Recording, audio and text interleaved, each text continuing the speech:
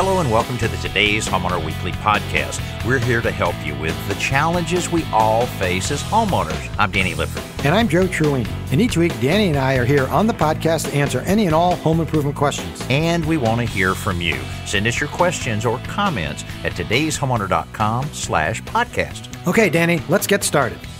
Today's Homeowner Podcast is brought to you by the Home Depot. How doers get more done. This week, we share with you our 4 seasons of home ownership summer checklist. It's not overwhelming. It's something that you can do around your house. Won't take you but a little more than a day, a couple $100, and you'll feel really good that you've maintained your home the right way. And not only that, but you might not need to do everything on the list because depending on how your house is equipped, some of these you can probably skip. So yeah, it's definitely worth checking out. And we're also going to talk to a homeowner who has a mildew smell in the bathroom, and she can't quite track it down. She doesn't know if it's the sink or the tub. So anyway, we're going to do a little investigation and see if we can help her solve that problem. And a lot of times it's very, very simple to do that. It might be a couple things there that you never even thought about that's contributing to that smell. So we're glad to share with you some of those ideas in case you're having that same problem around your home. Also, it's time to use that outside deck, but it's not that much fun to have friends and family over for an outdoor cookout if things aren't looking good or, of course, if it's not safe. So we give you a few things there that you need to consider and how to make it look really good for the summertime. And summertime means lots of availability of fresh fruits and vegetables, but you never know what's actually been sprayed on the fruits and vegetables to make them grow so well. And so I'm going to share a simple solution how to wash off any insecticides or pesticides or anything that might be on your produce. And it's a homemade recipe. You don't have to go out and buy any expensive products, and it works every single time. Hey, we're going to talk about all of these things and a whole lot more, so let's get started. We love that you appreciate all of our lists that we have available for you on todayshomeowner.com. And Joe and I thought it's an appropriate time to talk about our summer checklist, part of our 4 seasons of home ownership. You can find this list and all of our checklists for each of the seasons at todayshomeowner.com/4 seasons. Joe, when you and I put this thing together years ago, yep, we wrote down what we felt like were the 40 essential things that you really need to do around your home every year to properly maintain it. 10 for each season, right? Right. So we both agreed 40, whoa, nobody's going to read a list that's got 40 things on it. But if you divide them up into 4 lists and you only have 10 things and it only takes you a day or less to do these things, and then you can say, okay, I did everything I needed to according to Danny and Joe. I can relax now and maybe do a little bit of improving and so forth. So we thought we would kind of go down that a little bit. And on our top 10 things, one of the first things we talk about it all the time is changing your air conditioning filter. It's so important when your air conditioning is going to be working really overtime. All that air that's moving through that filter you need to make sure that it's cleaning it as properly as it should. Remember, we always recommend electrostatic filters are always the best, and those will allow you to maybe take 2 to 3 months between actually changing those. And not only the changing the filters, but we're talking about air conditioners. Don't forget the condensate line. The unit that's in the house has a plastic pipe coming out of it to drain condensation away. If that clogs up, guess what? That water's going to back up and could flood drip into and flood part of the house and ruin a ceiling. So at least twice during the summer, at least pour a little bleach down there to keep that line cleared out. And if you find it's plugged up, we have a simple solution online that shows how to use a shop vacuum, how to suck out any of the gunk that might be stuck in there. And also, each and every one of these things that we're mentioning on this top 10 list, we have articles and videos online at todayshomeowner.com so that you can check it out. Hey, you're going to be spending a lot of time out on that deck. Make sure it's safe for you and your family and all of your guests by checking for loose handrails or any damage that you may have on the deck. You want to make sure no one's stepping through a deck board, or if they're relying on that rail, you want to make sure that it is in really good shape. And also don't forget to check the steps going up and down the deck, and not only the treads where you actually step, but the stringers, which are those notched boards, those angled notched boards that hold the steps in place. You have any fencing gates, you might want to check them. There's a great time you to check them and make repairs if they're sagging or rotting. So the summertime is a great time to check those fences and gates, and you need to make a repair or apply a finish. Now would be a great time to do that. And number 5 on this top 10 list for the must-dos for your summer checklist is thoroughly clean and inspect your outdoor grill. I mean, it's a great time just to disassemble that grill, whether it's a charcoal or a pellet grill or gas grill, and make sure everything's nice and clean there. The old myth about, we don't want to disturb all of the seasoning. Well, that seasoning also has a heck of a lot of germs in it. So let's get it nice and clean before you start really enjoying cooking out on that grill. Yeah, and while you're outdoors cleaning the grill, don't forget to clean all your outdoor patio furniture as well. And if you have a chimney and a fireplace, you might get that professionally inspected and cleaned, because, when you don't want to wait till the fall or winter when you're going to be using it, because what if everybody's busy and they can't get to your house? So now's a great time to get those guys, and often you can get them at a discount. Yeah, we have a lot of people that have commented on that over the years about, what do you mean fireplace? You don't use a fireplace during the summer. Exactly. Well, exactly. And the chimney sweeps are ready to get out there and get some work done. And as Joe said, you'll probably get a little discount, and you'll certainly get a more thorough inspection and cleaning on that. Hey, while you're at it, if you see any loose paint around your house on the siding or wood trim, go ahead, sand it, scrape it off, put a coat of primer on it, and touch up that paint, because with the summer weather, with the heat and the rains, it can cause that. It's not going to get any better. It's going to get a lot worse. Now's the time to take care of it. And one other task, number 9 on our top 10 list, is one that people cringe at, which I don't understand, because it's not that hard to do, and that's cleaning your windows inside and out. And the way to make that very easy, we've got a great video online that shows this exact thing at todayshomeowner.com. One person inside, one person outside, a little solution of vinegar and white vinegar and water. Use newspapers, crinkled up newspapers, work great for streak-free cleaning. And if you're on the inside, somebody else is on the outside, you know for sure you're getting every smudge and every bit of, make sure that you get every bit of it off and clean. And don't forget the screens as well as all of the framework around the window.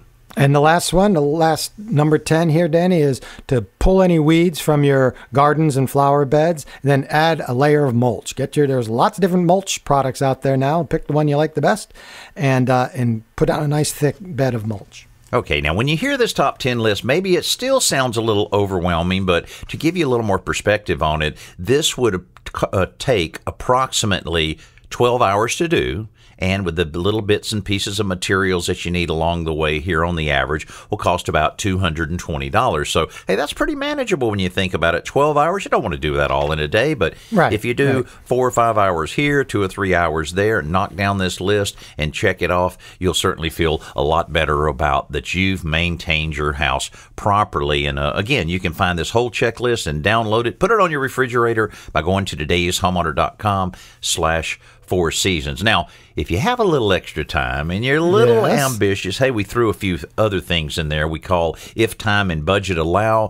How about cleaning the grills and all of your fan blades on your bathroom exhaust fans? Boy, if you lower that grill on the ceiling of that exhaust fan, boy, you can find some pretty interesting stuff up in there, right, Joe? Yeah, absolutely. It collects dust, because often the air going through your bath fan is damp, right? And if it's damp with moisture, any dust has a tendency to stick. And you'd be surprised how much you can reduce the efficiency of a fan when air's not flowing cleanly and properly through it. So as Danny said, just lower that. You'll see it usually doesn't even have any screws or anything. Just grab it with your fingernails and lower it down, and remove it if you have to, and then vacuum out. Be really careful. You don't want to damage anything, but vacuum or lightly brush out any dust or dirt you see there.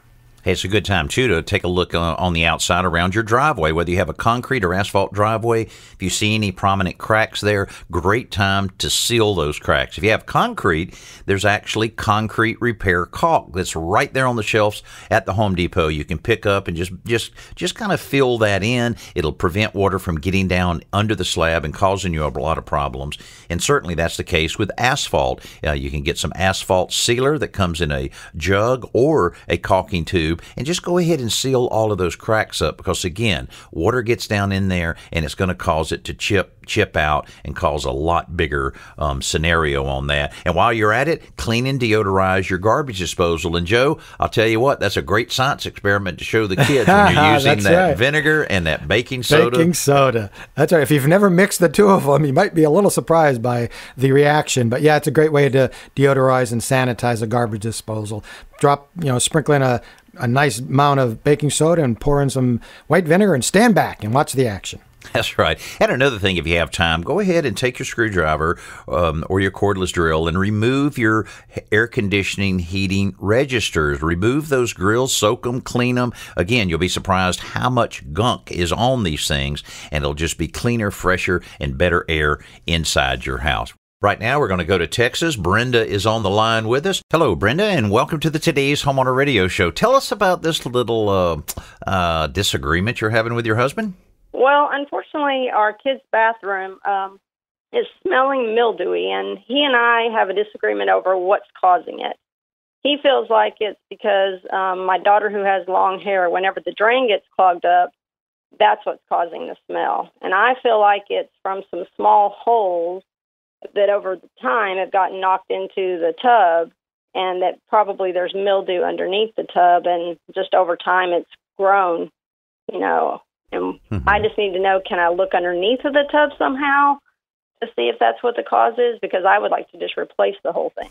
Okay, all right. Well, it's always kind of that process of elimination when you have a situation like that. It could be any of the things that you mentioned there, and probably taking care of the easiest, obvious things would be the first start. So removing the screen or the drain on the tub shower area and making sure that is clean. I'll tell you, once you get that out, you can take a long wire that has a brush on the end of it. It's a drain brush. Some of them are 16, 18 inches long, and you can run that right down in it and turn it, and it's amazing what comes out of there, because you have hair and you have soap scum and you have things like that in there. So cleaning all of that out and then following up with a cup of bleach, and pour the bleach in there and leave it in there. Don't let water run in behind it, so that it can sit there and really kind of clean and sanitize all of that. That would be one step.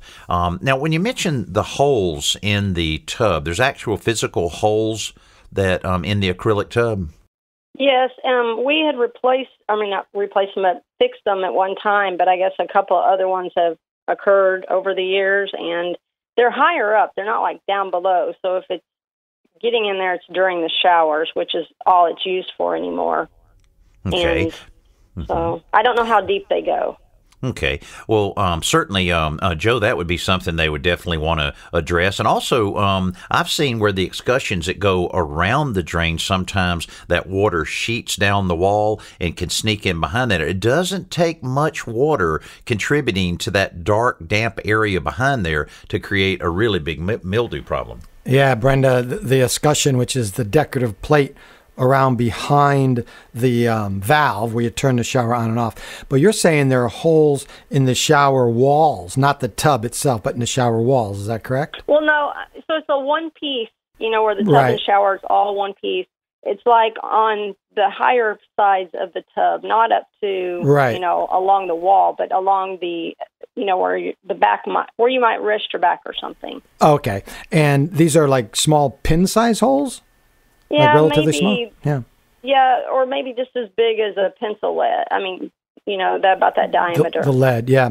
Well, you shouldn't have holes in your tub, no matter where it is. So, right? So I would, unless you want to shower downstairs too. As far as whether you can get under the tub, I mean, depending on where this is, if it's above a basement or crawl space and it's on the first floor, yeah, you could probably take a peek under there. If it's in the second floor, then what are you going to do? Take down the ceiling below. So first, if there are holes in there, you have to either patch them or replace it. If this is an older unit, I'd probably just replace it.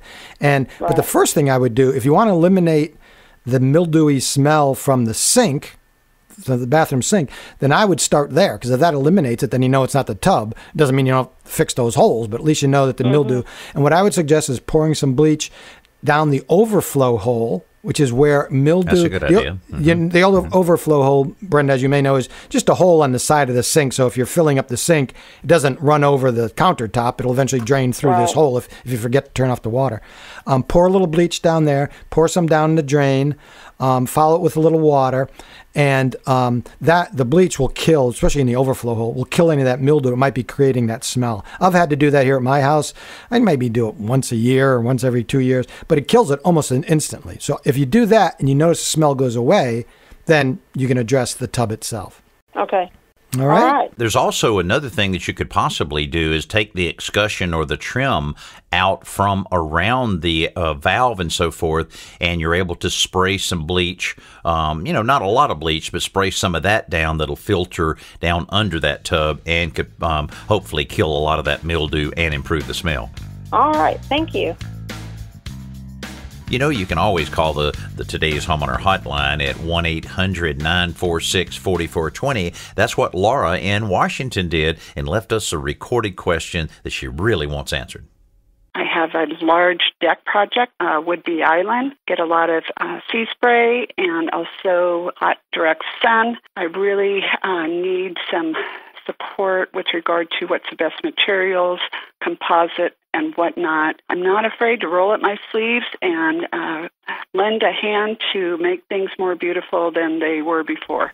Oh, now what a great statement there. I'm not afraid to roll up my sleeves and like lend a hand to make things more beautiful than they were before. Wow, we got us another bumper sticker there, fellas. I like that. I like that a lot. And well, Laura, certainly understand your frustration there because, anytime you have a deck, no matter where you are in the country, but particularly if you're near the coast and you have the sea spray and you have the other elements working on it, boy, it's hard to keep a wood deck looking good for a long, long time. That's one of the reasons composite decking has become so popular. And yes, it is more expensive, but I guess Joe, when you really factor in all of our time is valuable. Right. You don't want to discount how much time you may spend on maintaining a wood deck around your home.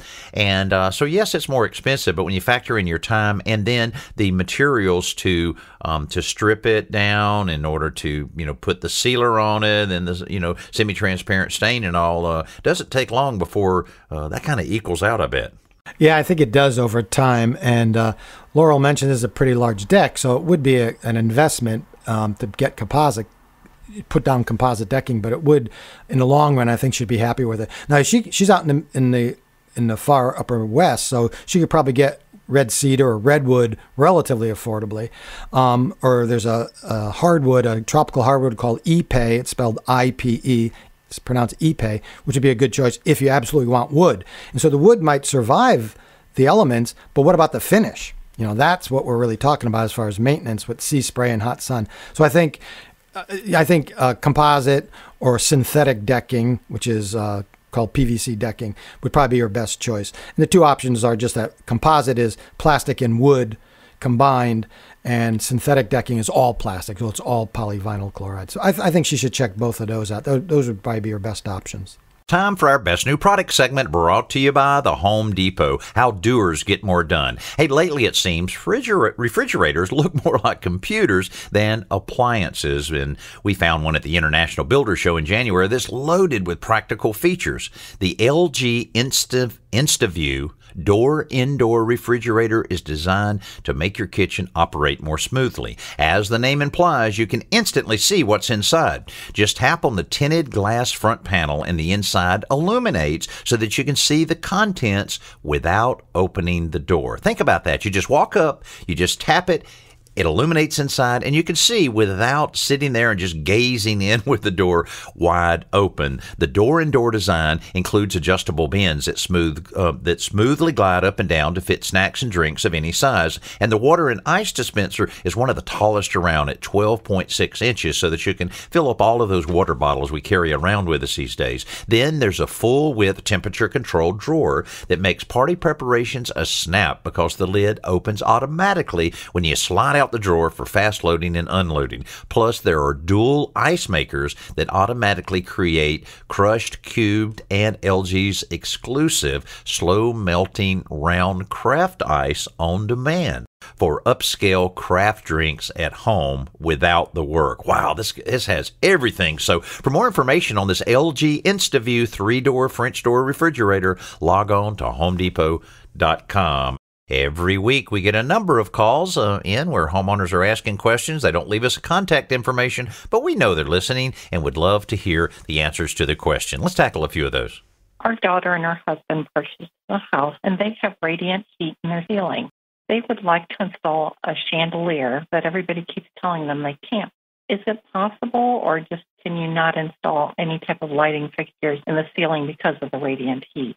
Well, certainly a little unusual having radiant heat in the ceiling. All of us know that that heat rises, so might not be as efficient as some other ways of heating, but you still have a large cavity there between your ceiling and your flooring on the second floor. So that's plenty of room to route wiring for a chandelier or anything. Just a few things you have to be careful with. You need to know the layout of that radiant heat so that you're not, breaching it in any way. And also, it's always a challenge anytime that you're trying to add a light fixture, or in this case, a potentially heavy chandelier to a ceiling. You want to make sure it can't just hang on drywall or plaster. You have to be able to attach it to a ceiling joist. So they also have some very innovative little systems, electrical systems that they're actually boxes with wings on them. And I can't quite think of what they're called right now, but they ceiling fan brace. Yeah, ceiling fan braces. The expandable braces, yeah. Exactly, the expandable braces that you cut your hole and you're able to route it up into the cavity there, and then you tighten it, and it tightens and makes a good, strong support for chandeliers. Use them a lot on ceiling fans.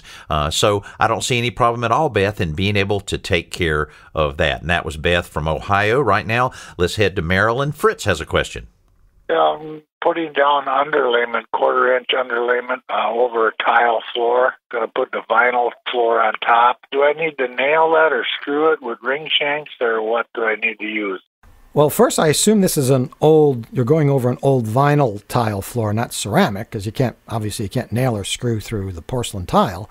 So I guess let's assume that it's vinyl floor you're going over. The best option is to fasten the plywood underlayment with a pneumatic stapler, which you can rent if you don't own one. Otherwise, it would be fine to screw it down with decking screws. And the reason I prefer decking screws over regular drywall screws is that they're zinc galvanized, so they'll resist rusting. And then over that, you can put down the vinyl floor. Now, obviously, if the vinyl floor requires any kind of underlayment, you'd need to put that down first. But that's what I would recommend. Okay, let's go to Nancy, who's in New Jersey. I have a deck that has peeling paint, and on top of all the peeling paint is a layer of, I guess it's mold on pretty much the whole deck. I bought some wet and forget and was wondering, should I spray the whole deck with wet and forget and kill the mold first, or should I just sand the whole deck and then repaint it? What do we do? Okay, all righty. Well, with Wet and Forget, which is one of our sponsors and somebody we've supported for many years and truly does work very well, but you spray that on, and it does take a little time for Mother Nature to work with Wet and Forget in order to remove the mold. If you're ready to really get moving on this deck and really be able to use the deck this summer, I would suggest going ahead and pressure wash and get it nice and clean, and then do all of the sanding and scraping necessary to remove all or as much of the paint as you possibly can. And any of the paint that you have to leave on the deck because you can't remove it, then you just need to sand it very, very well before you repaint it. We always recommend staining a deck instead of painting, because painting basically it's a coating over the wood, which in theory should protect it. But we found with semi-transparent stain that soaks down into the pores of the wood is really doing a better job and will last much longer than putting that paint coating over it. So, but once you have paint on it and it's penetrated the pores some, very hard to put any type of semi-transparent stain. So I would suggest in this case, go ahead and get it nice and clean. Go ahead and repaint it with a really high-quality porch and deck enamel, and then use your Wet and Forget to maintain it so that you don't have the mold or mildew return. We've got a great simple solution right now from my buddy Joe Truini. Okay, Danny. Well, I was at the health food store recently, and I happened to notice that they sell special sprays for cleaning pesticides and insecticides off of fruits and vegetables, all sorts of produce. And I thought, well, that's a good idea. And then I looked at the price, and I thought, well, maybe I can come up with something a little better. So here's how you clean any produce, to remove insecticides, is fill up a sink full of water or a tub, a big pot or tub, whatever.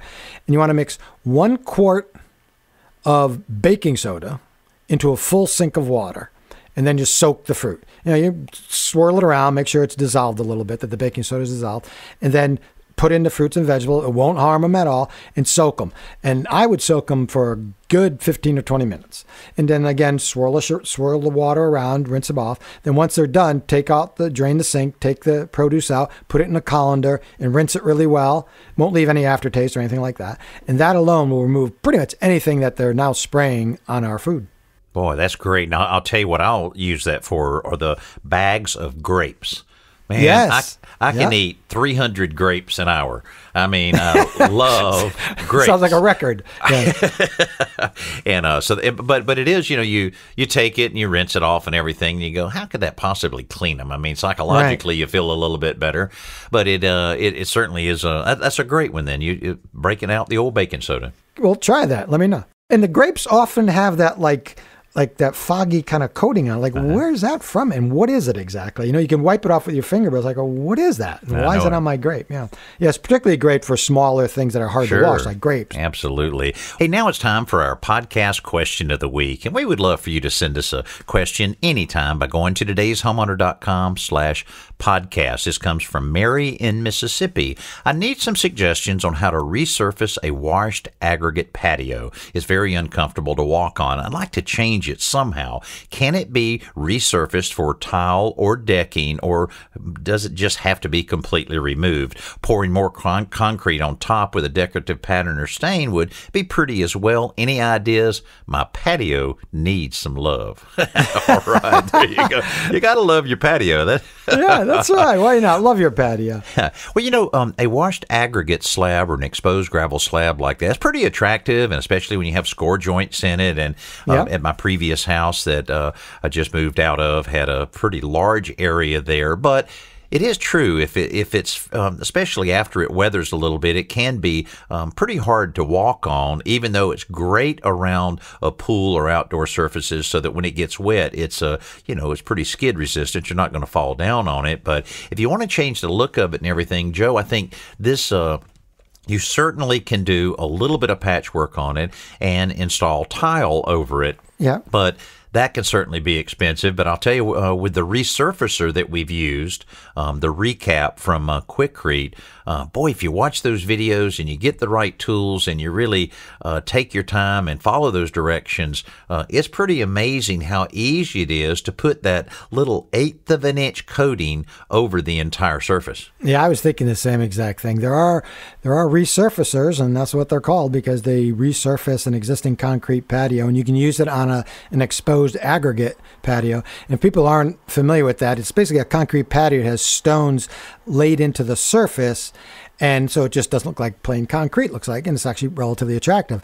Over time, however, as the concrete kind of wears away or washes away, more and more of the stones get exposed, and then it might not be so comfortable to walk on. A resurfacer would take care of that almost instantaneously, go right over it. The only thing you need to make sure of is that most of them require either a primer or some kind of bonding agent so that the resurfacer will bond to the old surface. So depending on which one you're using, read the instructions really carefully, apply it as directed, and that would give you a nice, clean, almost brand new looking patio. Now, if you want to go over it with something else, you can certainly deck over it.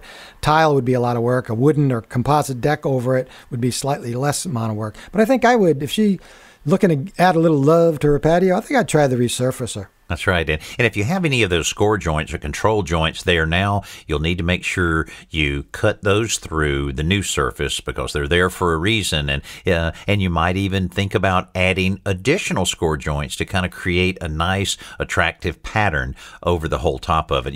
We've done this exact same project, and you can see it at todayshomeowner.com. Just put in resurfacing patio in our little search engine there, and it'll take you right to some videos and an article about it. And certainly our friends at Quikrete would welcome you to come by their website and see some of the videos they have there as well. Again, a reminder, if you want to send us a podcast question, it's very easy, todayshomeowner.com/podcast. And thank you so much for the great reviews we've been getting. It's allowing us to continue building our subscribers on our podcast here. And you can hear the passion. You can hear that Joe and I love to talk about ways to make your house even nicer than it is now, and to try to solve some of these problems and challenges that you might be having around your home. We want to help you each and every week, and we really appreciate you spending some time with us each week here on the Today's Homeowner Podcast. I'm Danny Lipford. along with my buddy Joe Truini. We'll talk with you soon.